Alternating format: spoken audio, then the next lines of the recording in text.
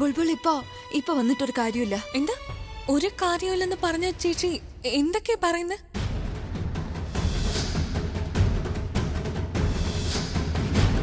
ഞാൻ സോണി ഒരുപാട് സ്നേഹിക്കുന്നു. അതുകൊണ്ട് അവൾക്ക് വാക്ക് കൊടുത്തിട്ടുണ്ട് കല്യാണം കഴിക്കാന്ന്. നിഖിലിന് തനുവുമായി ഒരു ഇടപാടും ഇല്ലെന്ന്. അവന് വേറൊരു ഗേൾ ഫ്രണ്ട് ഉണ്ട്, അവളെ കല്യാണം കഴിക്കുന്ന വാക്കും കൊടുത്തിട്ടുണ്ടെന്ന്. അതുകൊണ്ട് ആലിയുടെ പ്രപ്പോസൽ വേണ്ടെന്ന് വെച്ചാ. ചേച്ചി നീ പറയുന്നതിന്റെ അർത്ഥം ഇതാണോ? അതായത് നമുക്കൊരു ക്ലൂ കിട്ടാൻ വഴിയില്ലെന്ന്? ചേച്ചി ഇപ്പൊ എന്താ പറ്റിയത്? അതായത് നിഖിൽ ഇപ്പൊ തനുവിന്റെ കുഞ്ഞിന്റെ അച്ഛൻ അല്ലെങ്കിൽ അത് ആരായിരിക്കും തനുവിന്റെ കുഞ്ഞിന്റെ അച്ഛൻ? എനിക്കൊന്നും മനസ്സിലാവുന്നില്ല മോളെ. ഞങ്ങളിപ്പോ അത് ഡിസ്കസ് ചെയ്യായിരുന്നു. ഇപ്പോ ഒരു കാര്യം ചെയ്യാം, അവിടെ വന്നിട്ട് സംസാരിക്കാം നമുക്ക്. നിങ്ങൾ രണ്ടുപേരും ഇപ്പൊ ഇവിടേക്ക് വരണ്ട, വൈകുന്നേരം കാണാം. എന്നിട്ട് ഒരുമിച്ചിരുന്ന് ആലോചിക്കാം ഇനി എന്താ ചെയ്യേണ്ടെന്ന്. ശരി, വെക്കട്ടെ. ശരി, ബൈ.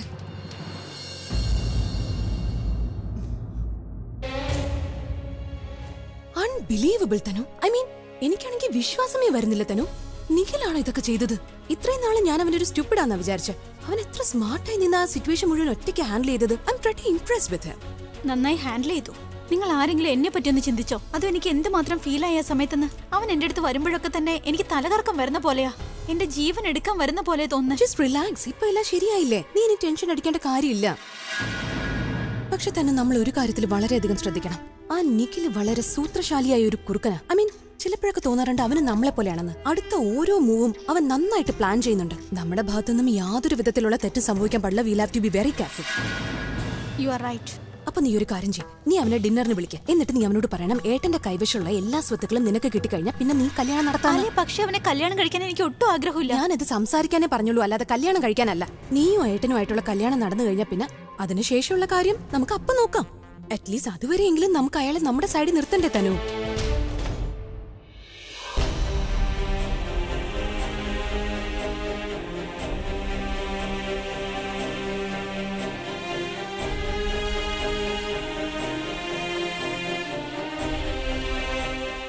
എന്താണ് ആഗ്രഹിക്കുന്ന ഭഗവാന്?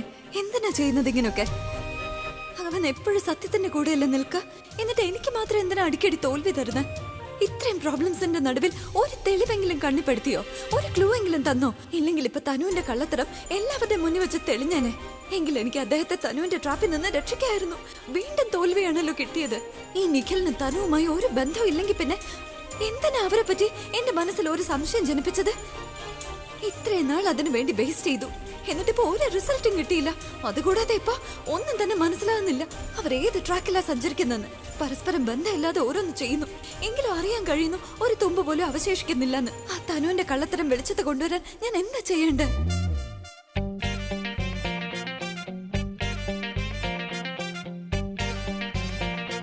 പ്രണയത്തിന്റെ സാഗരത്തിൽ നമ്മുടെ മനസ്സുകൾ നീന്തി തുടിക്കുകയാണ്. പ്രണയത്തിന്റെ ആഴപ്പരപ്പിൽ മനുഷ്യർ എപ്പോഴും സ്വയം മറന്നു പോവുകയാണ് പതിവ്. അനുമാനങ്ങൾ നമ്മുടേത്, പിന്നെ സ്വപ്നങ്ങൾ അവരുടേതും. ഹേ എന്റെ മനസ്സേ, നീയും അവളുടേതാവാൻ ആഗ്രഹിക്കുന്നു.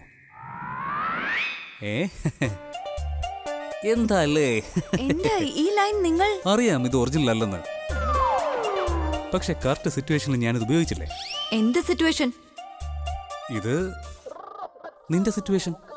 നോക്ക്, നിന്റെ മുഖം കാണുമ്പോൾ തന്നെ എല്ലാവർക്കും എല്ലാം അറിയാൻ കഴിയും. പിന്നെ എന്തിനാ നീ ഇത് മറച്ചു വയ്ക്കുന്നേ? നീ എന്നെ ശരിക്കും സ്നേഹിക്കുന്നില്ലേ? നിങ്ങൾ ഈ സംസാരം ഇവിടെ വെച്ച് നിർത്തിക്കോ. ചുമ്മാ വെറുതെയുള്ള സംസാരമൊന്നുമല്ല, സത്യം മാത്രമാണിത്. പിന്നെ ഞാൻ എന്ത് പറഞ്ഞാലും അതിനൊരു തെളിവുണ്ടാവും. നിന്നെ കാണുമ്പോൾ തന്നെ എനിക്കെല്ലാം മനസ്സിലാവുന്നുണ്ട്. അതെന്താണെന്നറിയോ? നിന്റെ മനസ്സിലുള്ള കാര്യങ്ങളൊക്കെ നിന്റെ മുഖത്തിൽ നിന്ന് ഞാൻ വായിച്ചെടുക്കുന്നുണ്ട്. അതുകൊണ്ട് തന്നെ നിന്റെ മുഖം കാണുമ്പോൾ എനിക്ക് തോന്നുന്നത് എന്താണെന്നറിയോ? നീ എന്നെ ഒരുപാട് സ്നേഹിക്കുന്നുണ്ടെന്ന്. അല്ലേ? എന്ത് എക്സ്പ്രഷനാ നിങ്ങൾ കണ്ടത്? പറയാൻ എന്ത് എക്സ്പ്രഷനാ കണ്ടതെന്ന്? അത് നിന്റെ മുഖത്ത് ഒരു എക്സ്പ്രഷനേ ഉള്ളൂ. നോക്ക്, ഈ ഫിലിമിലും കഥകളിലൊക്കെ നമ്മൾ കാണില്ലേ, രണ്ട് പ്രണയ ജോഡികൾ പരസ്പരം കാണുന്നു, പിന്നെ അവർ ഒറ്റയ്ക്കിരിക്കുമ്പോൾ സ്വന്തമായി തന്നെ സംസാരിക്കുന്നു. ഞാനിപ്പോ സ്വന്തമായി എന്നോട് തന്നെ സംസാരിച്ചു? ഇല്ല, അങ്ങനെ എന്തും പറയാന്ന് കരുതണ്ട. നിങ്ങൾ എന്ത് കരുതി? നിങ്ങൾ പറയുന്നെല്ലാം ഞാൻ അങ്ങ് വിശ്വസിക്കുന്നോ? നിങ്ങളുടെ ഈ വഴിയൊക്കെ ഉണ്ടല്ലോ, അത് വളരെ പഴയതായി. നിങ്ങളുടെ ഈ പുതിയ ട്രിക്ക് അങ്ങ് കൈ വച്ചിരുന്നാ മതി. ഹലോ മിസ് ഗ്ലാമറസ്, എനിക്കറിയായിരുന്നു നീ അങ്ങനെ പറയൂന്ന്. പക്ഷേ നേരത്തെ പറഞ്ഞില്ലേ, ഞാൻ എന്തെങ്കിലും പറയുന്നുണ്ടെങ്കിൽ അത് തെളിവോടെ പറയൂന്ന്. എല്ലാത്തിനും തെളിവുണ്ട് എൻ്റെ കയ്യിൽ.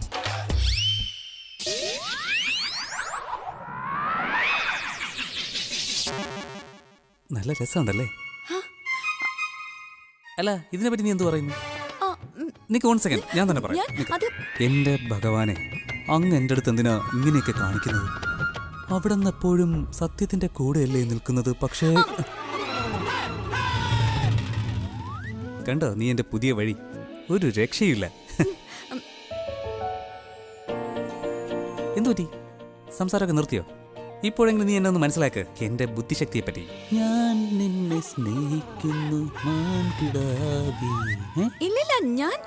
ഞാൻ നിന്നെ സ്നേഹിക്കുന്നു മാൻകിടാവേ.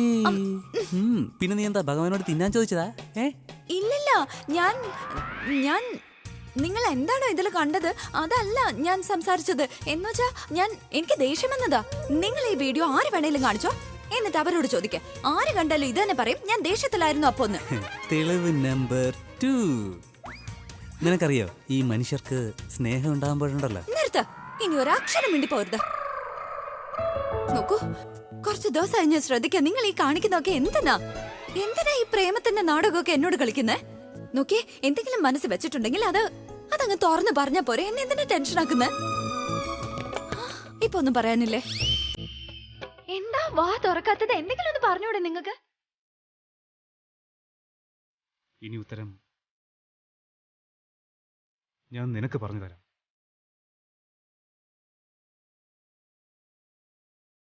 മൂന്ന് വാക്കുകൾ കൊണ്ട്.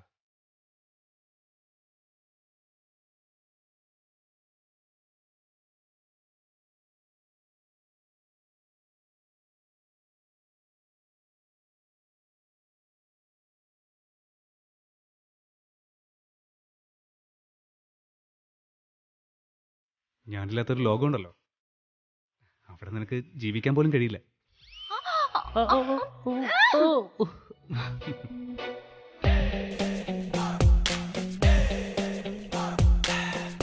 Very good Abhi. അവൾക്ക് ഉത്തരം മുട്ടി പോയത് കണ്ടില്ലേ? ഇപ്പൊ നിനക്ക് മനസ്സിലായില്ലേ നീ ചൂസ് ചെയ്ത വഴി കറക്റ്റാണെന്ന്? മതി, കുറച്ച് ദിവസം കൂടി മതി.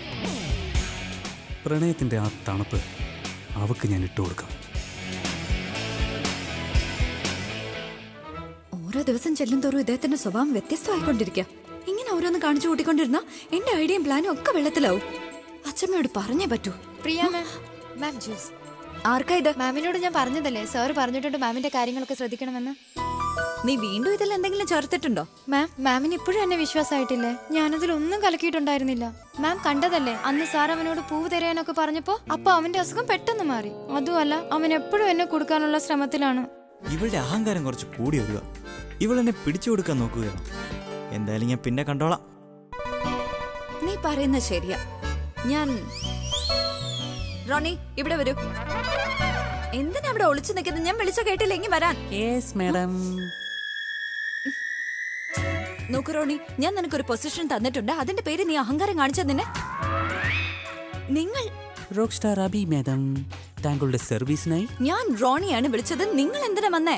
റോണിയാണെങ്കിലും ഞാനാണെങ്കിലും നിങ്ങൾക്ക് തരേണ്ട സർവീസുകളൊക്കെ തന്നാ പോരെ മാഡം? എന്തിനാ ടെൻഷൻ അടിക്കുന്നേ? ഇതൊക്കെ ഞാൻ കൊടുക്കാമേ. പേഴ്സണൽ അസിസ്റ്റന്റ് അല്ലേ റോണി, അവനെ അങ്ങ് പറഞ്ഞേച്ചേക്ക്. ദേ, പത്മയും പോരാങ്ങിട്ട് ഇപ്പൊ അഭിസാറും കൂടെ എന്റെ ജോലി കളയാൻ നടക്കുക. മോനെ റോണി, നിന്റെ തലയ്ക്കും ഇത് രാഹുവും ശനിയും ഒരുമിച്ച് കൂടിയിരിക്കുക. എന്തേലും ചെയ്യേ. നിങ്ങൾ തമാശ കാണിക്കാ? ഞാൻ എന്ത് തമാശ കാണിക്കാനാ? ഞാൻ വളരെ സീരിയസ് അല്ലേ. നോക്ക്, നീ രാവിലെ എണീക്കുന്നത് മുതൽ ചായ തൊട്ട് അങ്ങോട്ട് എല്ലാം ഞാൻ നോക്കിക്കോളാം. പ്ലീസ് എനിക്കൊരു ചാൻസ് താ പ്ലീസ്. ഇൻഫാക്ട് നീ എന്നോടൊന്നും പറയേണ്ട ആവശ്യം പോലും ഇല്ല. താങ്കളൊന്ന് ആലോചിച്ചിട്ട്. നിനക്കെന്താ ഇവിടെ കാര്യം?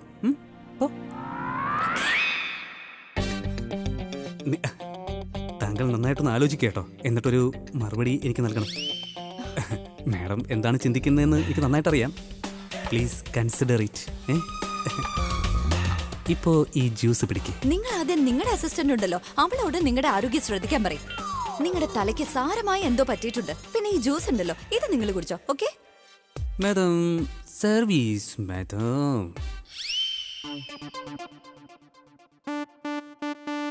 ഇത്രയും നേരമായിട്ട് ആ മുഖാമ്പോ റൂമിൽ വന്നില്ലേ? ഇനി റൂമൊന്നും മാറിപ്പോയില്ലല്ലോ അല്ലേ? ഇനി അവളെങ്ങനെ റൂം ചേഞ്ച് ചെയ്താലോ എൻ്റെ പരിപാടി എല്ലാം പൊളിയുമല്ലോ. പിന്നെ എങ്ങനെ എൻ്റെ പ്രോപ്പർട്ടിയും പൈസയൊക്കെ തിരിച്ചു വാങ്ങിക്കുന്നത്? ഇല്ല, എന്തെങ്കിലും മാർഗം ഉപയോഗിച്ച് ആ രാക്ഷസിയെ എന്റെ വഴിയെ കൊണ്ടുവന്നേ പറ്റൂ.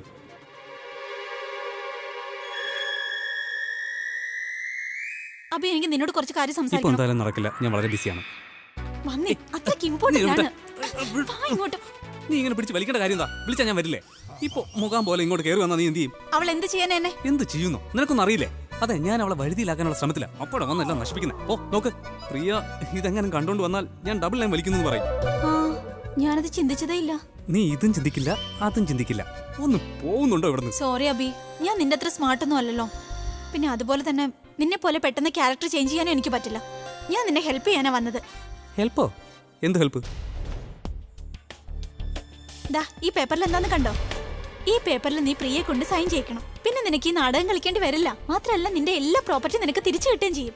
പിന്നെ അത് കഴിഞ്ഞ് നമുക്ക് കല്യാണം കഴിക്കാം. മാറി നിക്ക് അങ്ങോട്ട്. എന്താ ചെയ്യുന്നത്? നോക്ക്, ഞാൻ ഒരു കാര്യം പറഞ്ഞേക്കാം. നീ ചെയ്തതൊക്കെ നല്ലത് തന്നെയാണ്. പക്ഷേ ഈ പേപ്പർ അവൾക്ക് കൊടുക്കാൻ പറ്റില്ല.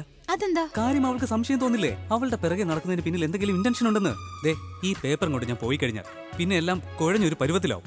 അതുകൊണ്ട് ഈ പേപ്പറൊക്കെ നിന്റെ കൈ തന്നെ ഇരിക്കട്ടെ. സമയമാകുമ്പോൾ ഞാൻ തന്നെ നിന്റെ ഇതെല്ലാം വാങ്ങിച്ചോളാം. ഓൾറൈറ്റ്? പക്ഷെ ശരിയായ സമയം ഇനി എപ്പോ വരും അബി? നിനക്കൊരു പെൺകുട്ടിയെ പോലും വീഴ്ത്താൻ കഴിയുന്നില്ലല്ലോ. പെണ്ണ് വീഴ്ത്തുക മാവിൽ നിന്ന് മാങ്ങ ഉറക്കുന്ന പോലെയൊന്നും അല്ല. അതുപോലെ തന്നെ അവള് എങ്ങനെയുള്ള ആളാണെന്ന് നിനക്കറിയാലോ അല്ലേ? ഒരു തരത്തിൽ പറഞ്ഞ ചപ്ര തലച്ചിയാണ് അവൾ. ചപ്ര തലച്ചിയോ? ചപ്ര തലച്ചി എന്ന് പറഞ്ഞ തലവേദന കേസെന്ന്. അവൾക്ക് വേണ്ടി ഓരോ തവണയും എത്ര ഐഡിയാസാ ഉണ്ടാക്കുന്നത്. നീ ഇങ്ങനെ എന്റെ ടൈം വേസ്റ്റ് ആക്കാൻ വന്നാലേ എക്സ്ട്രാ ടൈം എനിക്ക് എങ്ങനെ കിട്ടാനാ? നീ പോയി ഒരു കാര്യം ചെയ്യും, എനിക്ക് വേണ്ടി ഒരു മാസ്റ്റർ പ്ലാൻ തയ്യാറാക്കും. ക്വിക്ലി പോന്നോ? Abi, come on. അബി. പോ.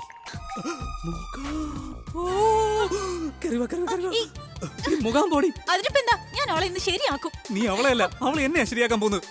നീ ഒരു കാര്യം ചെയ്യും, ഇവിടെ കയറി വിളിക്കുക. അല്ലെങ്കിൽ വേണ്ട, ഇവിടെ പറ്റില്ല.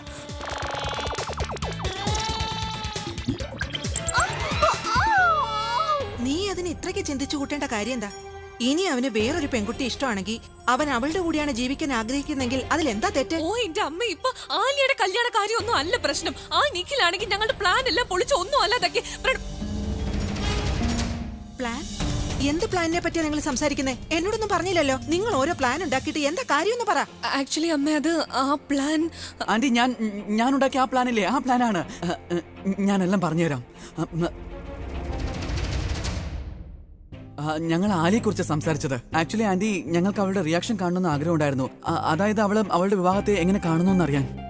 അഥവാ ഇനി അവൾ പെട്ടെന്ന് തന്നെ നിഖിലുമായിട്ടുള്ള കല്യാണത്തിന് സമ്മതിച്ചാൽ അവൾ കല്യാണമാകുമ്പോൾ എന്തായിരിക്കും ചെയ്യുക? ഇനി അവൾ കല്യാണം കഴിക്കുകയാണെങ്കിൽ തന്നെ ഞങ്ങൾക്കതിൽ സന്തോഷമേ ഉള്ളൂ. പിന്നെ എന്റെയും ബുൾബുളിന്റെ കല്യാണം ഉറപ്പായിട്ട് നടക്കുമല്ലോ. എല്ലാം വളരെ സ്മൂത്തായിട്ട് തന്നെ പോവുകയും ചെയ്യും. ബട്ട് ആ നിഖിൽ വന്നിട്ട് എല്ലാ പ്ലാനും പൊളിച്ചടക്കി. ഇപ്പൊ ഞങ്ങൾക്കൊന്നും മനസ്സിലാക്കാൻ പോലും കഴിയുന്നില്ല ആലിയുടെ പ്ലാൻ എന്താണെന്നും അവൾ എന്തൊക്കെ ചിന്തിച്ച് കൂട്ടുന്നതെന്നൊക്കെ. എല്ലാം മൊത്തത്തിൽ കുളമായി ആന്റി. സത്യത്തിൽ ഇത് തന്നെയാണോ കാര്യം? അതിന് ഇത്രയ്ക്ക് ചിന്തിച്ചു കൂട്ടേണ്ട കാര്യം എന്താ? നോക്ക്, ഇപ്പോൾ ആലിയുടെ കല്യാണം എന്തായാലും നടക്കാൻ പോകുന്നില്ല. എന്നാ നിങ്ങൾ ഒരു കാര്യം ചെയ്യേ, നിങ്ങൾ അവൾക്ക് വേണ്ടി നല്ലൊരു പയ്യനെ കണ്ടത്, അതും അവളെ കെട്ടാൻ താല്പര്യമുള്ള ഒരാളെ. പിന്നെ എന്താ, അവള് കല്യാണത്തിന് സമ്മതിക്കുകയും ചെയ്യും. പിന്നെ നിങ്ങൾക്ക് സന്തോഷത്തോടെ കഴിയാലോ. What a super idea aunty. You are great. അല്ലേ ബുൾബുൾ? Great idea. ഓ, ഞാൻ മറന്നുപോയി. ഞാനേ നിങ്ങൾക്ക് രണ്ടുപേർക്കും റവ കൊണ്ടുള്ള ലഡ്ഡു ഉണ്ടാക്കി വെച്ചിട്ടുണ്ട്. ഞാൻ എടുത്തോണ്ട് വരാം.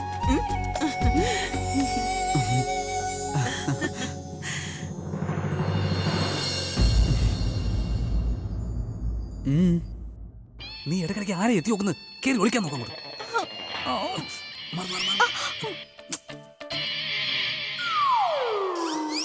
എന്താ ചെയ്യുന്ന ഇവിടെ? എന്താ ഈ കാണിക്കുന്നേ? ഡാൻസോ? എന്നോട് വെറുതെ കള്ളം പറയാൻ നോക്കണ്ട. ഞാൻ കണ്ടതാ നിങ്ങൾ അവിടെയുള്ള ആ ഡോറിന് നോക്കി എന്തോ ആക്ഷനൊക്കെ കാണിക്കുന്നതും. പിന്നെ നിങ്ങൾ കഥകിനോട് സംസാരിച്ചുകൊണ്ടിരിക്കുകയായിരുന്നോ? ശരിക്കും നിങ്ങൾക്ക് വേറെ പ്രശ്നമൊന്നുമില്ലല്ലോ?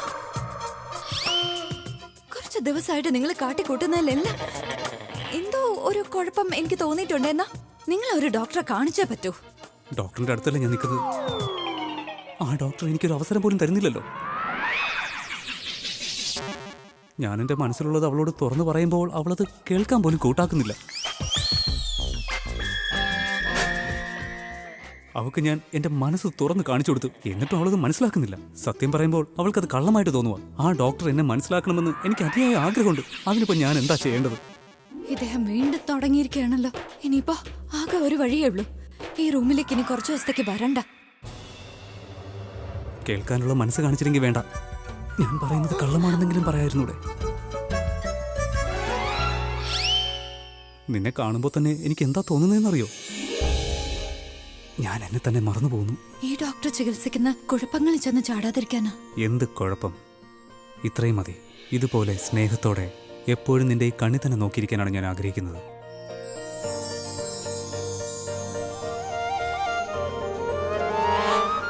നീ ഇല്ലാതെ എനിക്ക് ജീവിക്കാൻ പോലും ആഗ്രഹമില്ല. നീ എപ്പോഴും എൻ്റെ കൂടെ ഉണ്ടാവണം. Give me a hug.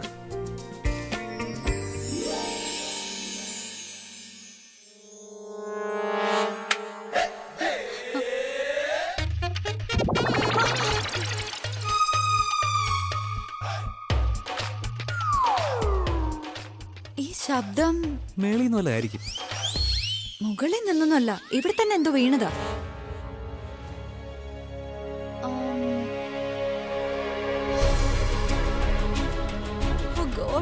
അവിടെ ദേ വരുന്നു.